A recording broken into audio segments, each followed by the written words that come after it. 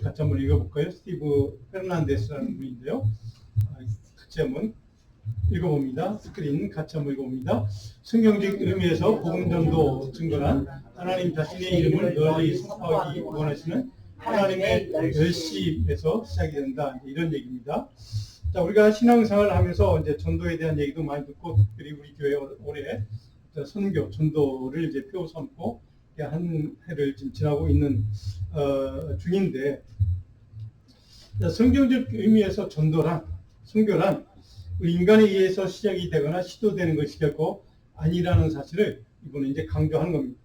하나님의 자신의 이름을 세상에 선포하기 위해서, 하나님의 영광을 드러내기 위해서 하나님이 원하시는 그 일을 하나님의 열심으로 이제 시작되는 일을 이제 선교고, 그 일을 우리 크리스찬들이, 우리 성도들이 맡아서 대신 이 땅에서 감당하는, 그것이 우리가 보통 전도다 이렇게 표현을 한다는 얘기죠. 자, 예수님께서 이 땅에 오신 목적도, 그리고 초대교회 사도들이 순교 당하면서 복음을 끝까지 붙들고 전하고 목숨까지 희생했던 그 이유, 모두 다 한 가지 이유 때문이죠. 하나님의 영광을 선포하고 드러내는 일을 위해서. 자, 이 일을 위해서 바로 그 모든 일들이 또 기독교 역사의 수많은 순교 역사가 이제 진행이 됐고, 이제 지금까지 이어져 오고 있는데, 자, 그래서 우리가 한마디 성경 말씀 누군가에게 전한다, 복음을 전한다. 그럴 때 그 복음을 전하는 행동 자체는 단순한 말을 전달하는 것이 아닙니다. 그것은 영혼을 구원하기 위한 하나님의 열심, 하나님의 사랑, 하나님의 십자가 사랑을 세상 사람들에게 증언하는 능력이고, 동시에 은혜의 통로가 되는, 그것이 바로 우리가 전하는 복음 전도다. 이렇게 이해가 할 수 있다는 것이죠. 이분의 말씀은 바로 그런 의미에서 하나님의 열심에서 시작이 된다라고 하는 것을 강조하고 있습니다. 자, 그럴 까닭에 우리가 선교에 대해서 얘기할 때, 전도에 대해서 얘기할 때 하나님의 이름이 높임받기를 간절히 소망하고 바라는 그런 순종의 믿음으로 주님의 열심을 쫓아서 따라서 우리가 주님의 말씀대로 순종하는 믿음으로 경건한 삶을 사는 것에부터 또 전도가 시작이 되고 또 선교가 시작이 된다라고 할 수가 있다는 것이죠. 자, 그런 의미에서 오늘 본문에 등장하는, 우리가 잘 아는 인물이죠. 본문에 등장하는 빌립이라는 사람이 그런 귀한 사명을 감당하며 살았던 하나님의 사람으로 우리에게 기록해 주고 있습니다. 오늘 본문에 크게 이제 두 인물이 등장하죠. 빌립이라는 인물이 있고, 에디오피아 내시, 이름이 없는, 그냥 이렇게 불리는 사람이죠. 한 이방인입니다. 그 사람은 에디오피아인, 그러니까 유대인은 아니라는 뜻입니다. 자, 근데 빌립 집사는 초대교회 대표적인 평신도 지도단 인권을 잘하는 이제 그런 인물이고, 아마도 디아스포라 유대인 출신인 것 같다. 유대인이긴 하지만 디아스포라 출신인 것 같다. 이름을 보면 이제 그렇게 추정이 되고요. 근데 이 본문에 나오는 또 한 인물, 네시, 이 사람은 이름도 없습니다. 그냥 에디오피아 여왕 간닥의 재정맡은 관리, 고위 관리, 그냥 네시, 최측근, 권력자, 힘 있는 사람, 이쯤 이해할 수 있습니다. 자, 근데 이 두 사람을 이렇게 놓고 보면, 여기까지만 놓고 보면 두 사람 사이에는 아무런 접촉점이 없습니다. 이전에 만나본 적도 없고, 이전에 그냥 누군가를 통해 소개받은 적도 없고, 그러니까 두 사람 사이에 아무런 연결고리가 없는 것이죠. 자, 그런데 이 전혀 모르는 두 낯선 사람을 하나님이 만나게 하시는, 그래서 이방 선교가 시작이 되는, 그러니까 복음의 역사를 확장시켜가는 그런 전도의 역사, 선교의 역사가 오늘 본문의 이야기죠. 자, 근데 이 두 사람 사이에 아무런 인간적인 인과관계도 없고 연결고리도 없고 접촉점도 없는데 딱 한 가지가 있습니다. 그것이 바로 오늘 본문에 나와 있는 유일한 연결고리 한 가지, 성경. 오늘 그 사람 읽었던 성경 어디입니까? 이사야의 글, 선지자 이사야의 글. 성경, 하나님의 말씀이라는 딱 한 가지 연결고리, 그 한 가지 연결고리로 인해서 두 사람이 만나게 됐고, 두 사람을 통해서 하나님의 놀라운 이방의 복음전도의 역사가, 이방인에게 직접적으로 복음을 증가하는 역사가 시작이 되는 그런 놀라운 기적과 같은 사건이 오늘 본문의 이야기라는 겁니다. 자, 이 본문의 중심은 근데 이 두 인물이 아닙니다. 본문의 정확한 핵심, 이 본문이 강조하고 싶은 중심의 이야기는 이방인 전도 복음 증거를 위해서 일하시는 성령 하나님의 주권적인 섭리, 역사하심, 인도하심, 그러니까 성령의 역사, 이것이 오늘 본문의 핵심 주제인 것을 우리는 본문을 통해 쭉 보게 됩니다. 모든 이 만나게 하신, 처음부터 시작해서 모든 만나게 하신 이 과정을 주도하시고 이끄시는 분이 바로 성령 하나님이라는 것이죠. 그러니까 성령님의 하나님의 주도권에 의해서 이루어진 사건이다. 근데 그것이, 그 일이 뭡니까? 이방인 선교라는 사건이죠. 자, 그렇다면 오늘 본문에 기록되어 있는 선지자의 글은 그리스도의 복음과 어떤 연결점, 어떤 연관성이 있는가? 선지자의 글, 우리가 보통 구약 성경이라고 하지 않습니까? 이 선지자의 글 연서죠. 이사야였습니다. 당연히 복음의 메시지는 오늘 이 시대를 향한 크리스찬으로 좋아하는들에게 우리가 어떤 영적인 메시지와 교훈을 주고 있는가 하는 것을 오늘 본문 말씀을 통해 몇 가지로 살펴보려고 합니다. 자, 먼저 우리 선언적으로 선지자의 글 속에 증거되는 복음 선포의 현장이 어딘가, 장소가 어딘가가 우리가 좀 주목을 해봐야 됩니다.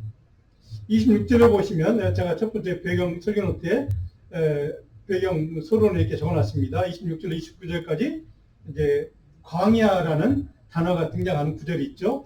26절에 주의 사자가 빌립에게 말하여 이르되, 이렇게 시작이 됩니다. 그래서 남쪽으로 향하여 내려가라. 예루살렘에서 가사로 내려가는 길까지 가라. 성령님이 명령하시는 겁니다. 주도권이 누구에게 있습니까? 하나님께 있는 거죠. 그냥 가. 아무 밑도 끝도 없습니다. 그냥 가. 자, 그 길은 마지막에 어디입니까? 광야다. 자, 지도 하나를 볼까요? 지도 보시면, 제가 잘 안 보실 텐데, 이스라엘 땅은 예루살렘입니다. 여기 사마리아가 위에 있고요. 자, 여기가 지금 가사, 그러니까 지금 전쟁하고 있는 팔레스타인 그 지역에 가사, 옛날 여러분 다 익히 아는 지역이죠. 여기가 지금 유대 땅, 예루살렘에서 가사로 내려가라고 명령했죠. 그래서 이 가사로 내려가는 그 길이 어디라고요? 광야길이다라고 합니다.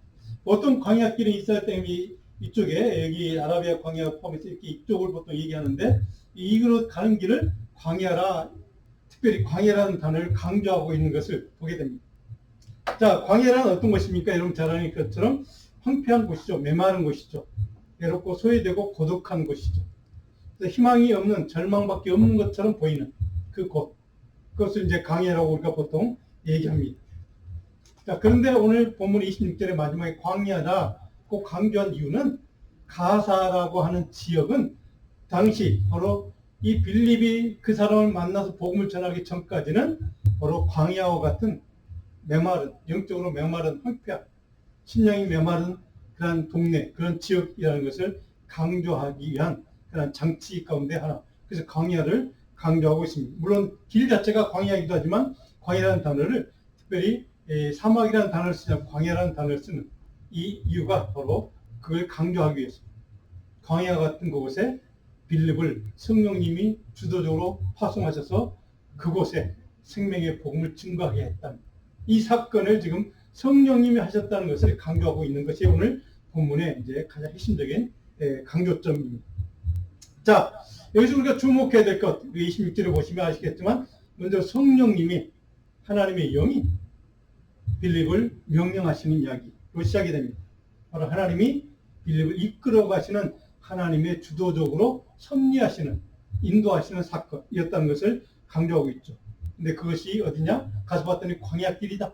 광야다. 이렇게 된 것이죠. 자, 그런데 27절에 그 광야길에서 누구를 만납니까?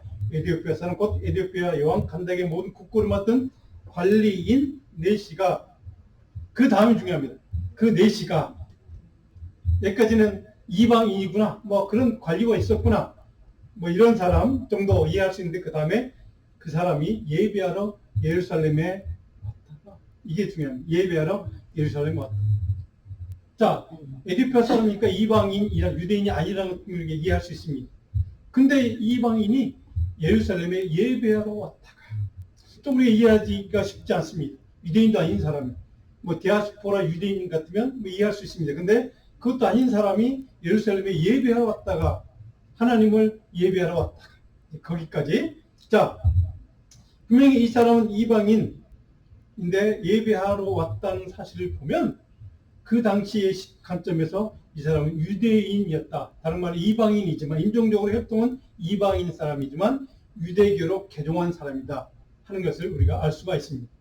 자, 근데 이 사람이 경건한 사람, 사람이라는 사실을 우리 사도행전의 여러 군데서 경건한 사람이라는 단어를 발견하게 됩니다. 자, 이 사람은 지금 예루살렘에 온 목적이 있겠죠. 예배로 왔다고 기록하고 있습니다.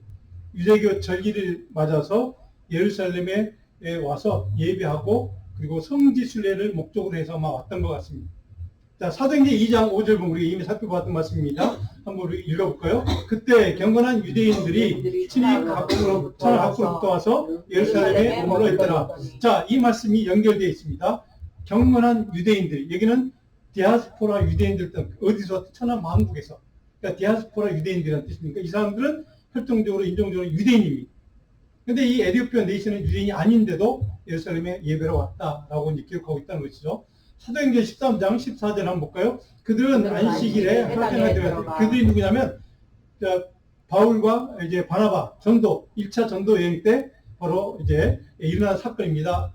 BCD 안독에 가서 일어난 사건인데 43절을 보면 같이 읽어볼까요? 회당의 모임이 끝난 후에 유대인과 유대교에 입교한 경건한 사람들이 많이 바울과 바나바를 따랐다. 여기에 유대교에 입교한 경건한 사람, 이 사람들이 이방인이지만 혈통은 이방 사람이지만 유대교를 개종한 사람. 그래서 그 사람들이 하나님을 믿고 성경을 읽는 경건한 사람, 이렇게 성경은 표현하고 있다는 것을 여러분들이 아마 보실 수가 있습니다. 이디오피아인 네시, 이 사람은 그 중에 한 사람이었다는 것이죠. 그래서 여기 명절이 돼서 유대 절기가 돼서 예루살렘에 왔다는 것이죠. 자, 그 명절은 어느 명절을 얘기할까? 우리 사도행전 2장 5절에 보면 여러분들이 아마 잘 아는 6월절기를 지나서 그 다음에 오순절 절기가 있습니다. 6월절을 지나서 50일째 되는 날 오순절이라고 합니다. 그 오순절을 이제 우리가 이미 사도행전 8장에서 앞에 부분에서 성령 강림 사건을 이미 2장 3장에 다 살펴본 내용들입니다. 그러니까 그런 사건을 경험하고 난 다음에 그 다음에 이 사람이 제 천국에 돌아가는 길이었던 것 같습니다. 그래서 오순절을 우리 히브리 말로 샤봇 이렇게 표현하는데 유대인 추수감사절입니다. 그때까지 머물렀던 것 같습니다. 그래서 그 절기가 다 끝나고 그렇게 이제 돌아가는 상황이었다라고 이해하시면 될 것 같습니다. 자, 우리가 마가의 다락방 오순절 성령 강림 사건, 그러니까 오순절 성령 강림 주일 아닙니까? 이 성령 강림 사건이 일어났던 그 모든 상황이 바로 이 사도행전에 이미 다 설명이 되어 있고 거기에 유대인 디아스포라 예루살렘에 통해 있던 유대인들 뿐만 아니라 유대교를 개종했던 이방인들도 있었구나. 그래서 성령 강림 사건의 방언을 말하는 그 여러 종족들을 쭉 기록하고 있을 때 그때 보시면 별 나라 이름이 다 등장합니다. 바로 그 지역 가운데 한 군데 오는 사람인데 에티오피아에서 온 사람. 아주 먼 지역이죠. 거기에서 온 사람이구나 이해하시면 될 것 같습니다. 자, 28절을 보시면 이 사람이 이제 돌아가는데 그 절기가 다 끝나고 28절에 돌아가는데 자기 고향 땅으로 에티오피아로 돌아가겠죠. 수레를 타고 선지자 이사야의 글을 읽다가 성경 경건한 사람이니까 성경을 마치 그냥 심심하니까 성경 읽고 갔던 것 같습니다. 29절 보니까 성령이 빌립들에게 이르시되 이스라엘 가까이 가. 여기서 성령이 먼저 빌립에게 가까이 가라고 명령하시죠. 성령이 주도권을 쥐고 지금 계속 명령하고 있는 것을 보게 됩니다.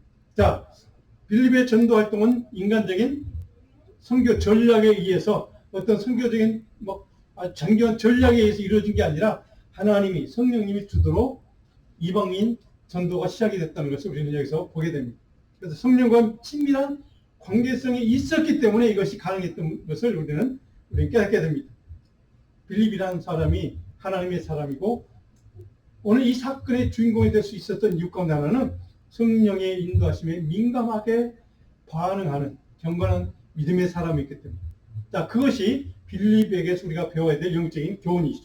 자, 그렇다면 이제 중요한 것은 하나님 도대체 왜 전혀 접촉점도 없는 연결고리도 없는 두 사람을 그때 인종도 다른 그런 두 사람을 여기에서 만나게 광야라는 곳에서 만나게 하셨고 성경을 하필이면 그 이사야 말씀 본문을 읽다가 그 자리에 빌립을 방문하게 하셨고 왜 그 사람에게 복음을 전하게 하셨을까?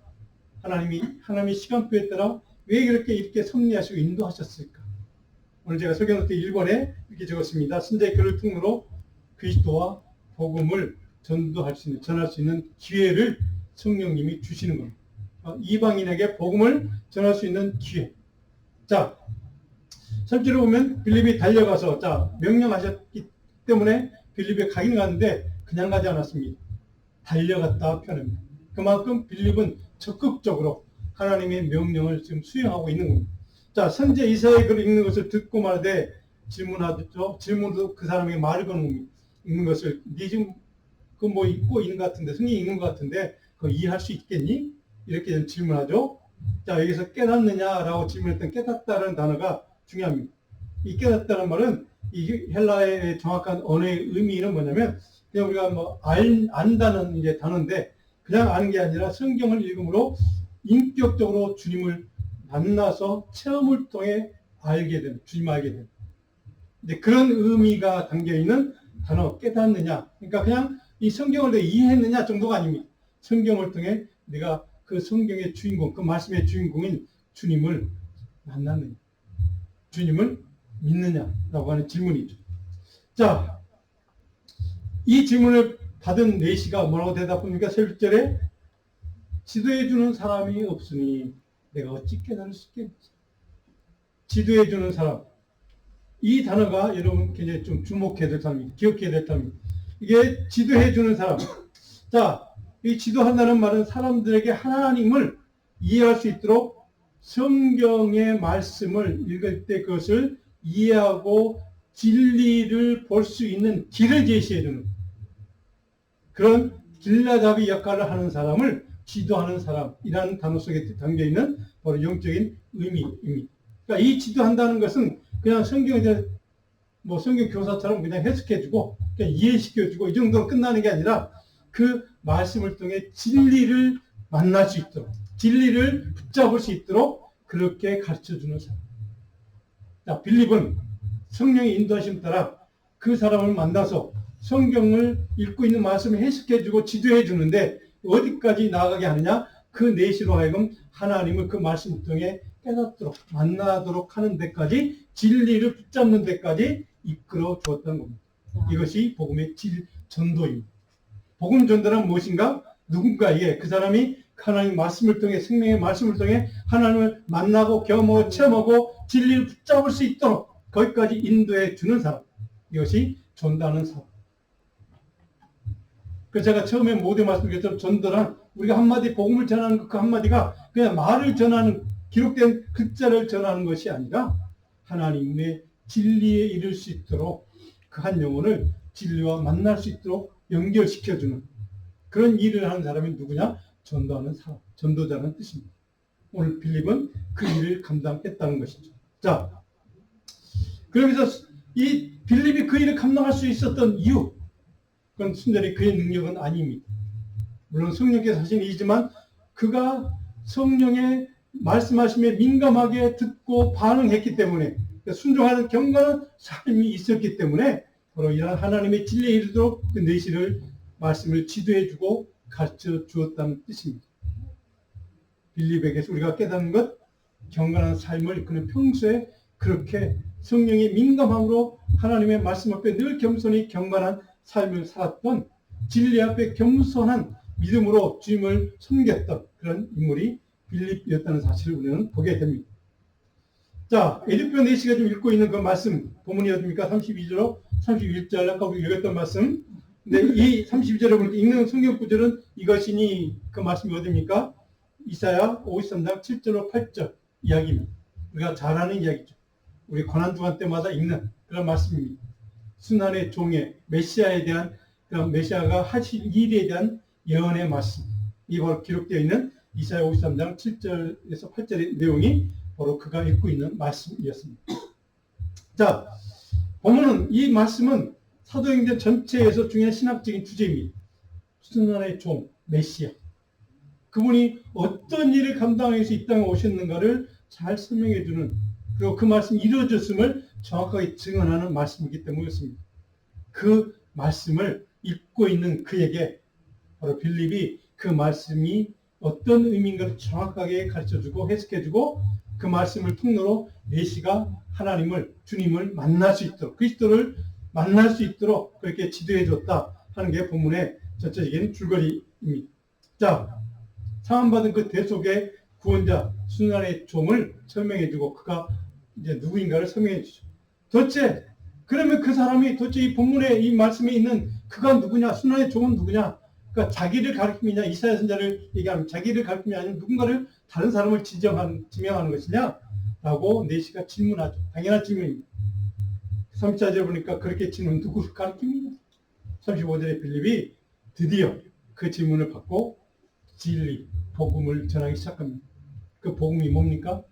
35절 빌립이 이걸 시작하여 예수를 가르치 그 주인공 메시아, 고난의 종 예수 그리스도 그분을 설명하기 시작합니다. 그리고 복음을 전했다.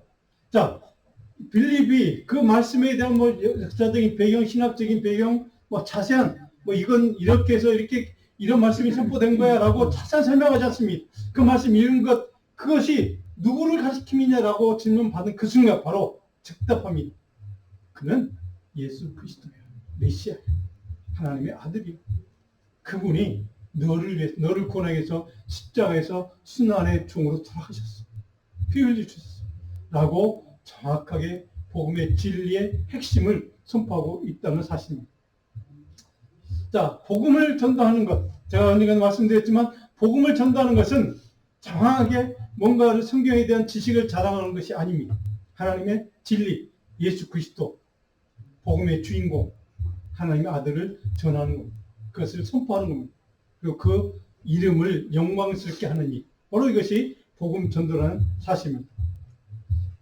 자, 그런데 오늘 이사야 53장에 있는 이 말씀을 빌립이 해석해주고 선포하고 예수 그리스도다라고 선포했을 때 우리는 이걸 신학적으로 기독론적인 관점이다. 그리스도론적인 관점에서 구약 성경을 해석하고 있다라고 표현합니다. 자, 구약 성경의 모든 말씀이 지시하는 대상이 누구라고요? 예수 그리스도라는 뜻입니다. 그리스도 복음. 자, 그런 의미에서 오늘 본문을 이사야 53장 읽고 있던 그 네시에게 예수 그리스도를 설명해 줄 수밖에 없었던, 해줘야만 되는 그러니까 한 가지 유일한 이유는 구약 성경, 우리가 보통 아는 구약 성경 말씀, 네시가 읽고 있던 그 구약 성경의 말씀, 그 모든 말씀의 핵심 대상은 예수 그리스도임을 빌립은 정확하게 설명해 준 겁니다. 자, 이를 통해 최초 이방인에게 복음을 전도하는 사명을 감당할 수 있는 기회를 하나님이 성령님께서 빌립을 이끌어 가시면서 이렇게 제공을 하는 것을 보게 됩니다. 도대체 어떻게 빌립은 그 귀한 일에 쓰임받을 수 있었을까? 그것은 그의 삶이 평소에 하나님의 말씀을 중심으로 한 경건한 삶이었기 때문에. 자, 성령의 인도에 이렇게 민감하게 반응했던 빌립의 복음 전도는 그의 경건한 삶은 어떤 열매를 맺는가? 제가 설교노트 2번에 이렇게 적어놨습니다. 세례를 받기로 결단했던 그 복음에 반응하는 네시의 믿음의 결단을 끌어냅니다. 그는 하나님을 알고 있었던 인물이고 성경도 알고 있었던 인물입니다. 성경도 늘 가까이 하고 그랬던 인물 같습니다. 그래서 그 가는 길에 성경 말씀을 펼쳐놓고 읽었던 걸 보면 경건한 삶을 살려고 노력했던 사람이 바로 이 네시라는 인물이었던 것 같습니다. 근데 가장 중요한 핵심을 몰랐던 것이죠. 예수 그리스도를 몰랐던 겁니다. 근데 그 얘기를 듣자마자 내가 세례 받을게. 바로 세례 받기로 결단합니다. 그러니까 즉각적인 믿음의 결단의 열매를 끌어내는 겁니다. 이방인 에티오피아 사람에게 하나님의 복음을, 그리스도의 복음을 전달하고 전하고 증언하고 그리고 그가 예수 그리스도를 주로 믿기로 결정하도록 믿음의 결단을 이끌어내는 바로 이 사건이 바로 이방인 최초의 복음 전도의 사건으로 기록되어 있습니다. 자, 3절을 보니까 내가 세례 받으면 무슨 거리낌이 있겠느냐라고 즉각적인 반응을 보이죠. 자, 내시는 세례 받고 즉각 결단합니다. 이 결단은 그가 보여줄 수 있는 최고의 최상의 경건한 삶의 모습이었을 것입니다. 이 순간 내가 하나님 앞에 할 수 있는 최고의 경건한 믿음의 모습은 무엇일까? 그래, 내가 즉각 거리끼지 없이 따지지 않고 주저함 없이 예수 그리스도가 나의 주라고 고백하는 믿음으로 세례를 받을게라고 결단한 결단의 모습. 이것이 그가 보여줄 수 있는 최상의 경건의 삶이었던 것이죠. 자, 이 결단은 그가 보여주는 최상의 경건의 삶의 모습이었다면 그 모습은 누구에게 배웠을까요? 그 순간 바로 빌립에게서 배웠던 겁니다. 빌립이 그런 삶을 살았던 인물이었고 그런 사람을 통해서 바로 자기가 알지 못했던 예수 그리스도 그 복음을 깨닫게 되었고 주님을 만나게 되었고 즉각 결단하는 이 믿음의 결단, 이 믿음의 반응, 이것은 바로 이 빌립이 보여주었던 믿음의 모습이 그 일을 가능케 했다 하는 것이죠. 자, 그랬더니 우리가 이 빌립이 복음을 전하고 그가 예수를 믿기로 결단하고 세례를 받고 그리고 경건의 삶을 살았던 이 내시를 전도하는 이 모습, 이 사건을 통해서 우리가 깨달은 영적인 교훈 한 가지가 있습니다. 자, 결론에 이렇게 적어놨습니다. 온전히 성령의 인도하심에 온전히 의지하고 온전히 순종하는 경건의 삶을 우리는 배워야 됩니다. 성령에 민감했던 빌립, 그리고 그 성령의 말씀하심에 인도하심에 온전히 의지했고 온전히 순종했던, 따랐던 빌립의 영성, 빌립의 경건한 삶, 이것이 오늘 우리 이 시대를 살아가는 저와 여러분에게 필요한 영적인 신앙생활의 모습이어야 한다는 뜻입니다. 자, 39절에 보니까 둘이 물에서 올라올 때 주의 영이 빌립을 이끌어간지라. 다시 한번 성령께서 빌립을 전도를 다 마친 다음에 바로 빌립을 이끌어가시고 또 다른 곳에 전도로 보냈겠죠. 자, 주의 영이 빌립을 이끌어간지라 라고 빌립은 이제 여기에서 작은 곳으로 이동하는 것을 40절은 이제 이렇게 맺고 있습니다. 자, 39절 마지막에 내시는 그럼 어떤 반응을 보여줬는가? 세례를 받은 다음에 기쁘게 길을 갔다. 제가 지난주에 말씀드렸죠. 복음은 기쁨의 근원이라고 말씀드렸습니다. 바로 그 복음을 만났던 내시도 그 삶의 기쁨을 경험하기 시작합니다. 주님이 주시는, 하나님이 주시는 하늘로부터는 참된 기쁨, 흔들림 없는 기쁨, 영원한 기쁨. 자, 40절에 보면 빌립이 어디에 등장하는가? 아소도라는 지역과 마지막에 가이사에 이르렀다라고 40절이 이제 8장이 이 장이 끝나고 있습니다. 지도 한 장 마지막에 보시면 그 다음 장 지도 한번 보일까요? 보실까요? 그 다음 지도 문제요. 자, 여기가 가사로 갔습니다. 그리고 이 해안을 따라서 지금 지중해 연안을 따라서 아수도십니다. 그러니까 아수도. 그리고 여기가 가이사랍니다. 여기에 조에 있는 가이사라 빌립보 말고 이 동네에도 가이사라가 있습니다. 이 가이사라로 쭉 타고 이렇게 올라가면서 전도를 했겠죠. 자, 빌립은 여전히 끊임없이, 쉼 없이, 중단 없이 성령의 인도하심을 받아서 저렇게 복음을 전하러 이름도 없이 빛도 없이 가는 그 복음 전도의 길을 갔던 겁니다. 바로 이것이 우리가 빌립에게 배워야 될 경건의 삶의 모습입니다. 그는 내가 이방인은 전도했어, 내시를 그 고위 관료를 전도했어라고 자랑하지 않습니다. 그 티내지 않습니다. 사람들에게 이렇게 그것을 드러내지 않습니다. 묵묵히 바로 성령의 인도하심 따라 즉각 순종하고 즉각 다른 지역으로 또 필요한 누군가에게 하나님이 예비하신 그 영혼을 구원하기 위해서 길을 떠나는 것. 여기에 우리는 중요하게 기억해야 될 단어 한 가지가 있습니다. 성령님의 주도권. 저와 여러분의 삶의 주도권을 하나님께, 성령님께 맡게 하는 겁니다. 성령에 민감한 사람은 바로 그것이 가능합니다. 우리는, 우리의 문제는 뭡니까? 성령의 음성에 민감하지 못합니다. 왜요? 경건하지 않기 때문에. 경건한 삶이 없기 때문에. 성령이 말씀하셔도 그걸 그냥 지나쳐갑니다. 오늘 우리의 문제는, 오늘 이 시대 많은 크리스찬들의 문제는 바로 여기에 있습니다. 우리 경건한 삶이 없다는 사실. 이것 때문에 성령님의 말씀하심에도 듣지 못하고 이해하지 못하고 따지지 못하고 의지하지 못하는 우리 영적인 문제가 바로 여기 있다는 사실.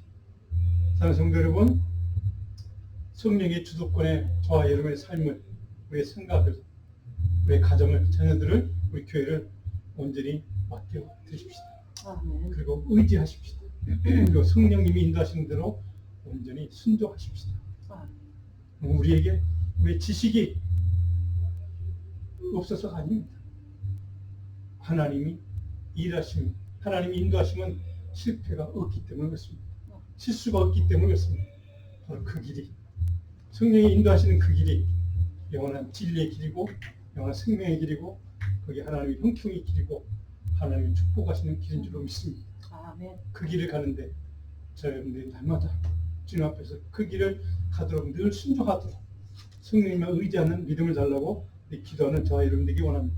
자, 성경 구절 요한복음 14장 두 점을 읽고 마치겠습니다. 같이 한번 읽어볼까요? 성령님의 의지해야 될 이유.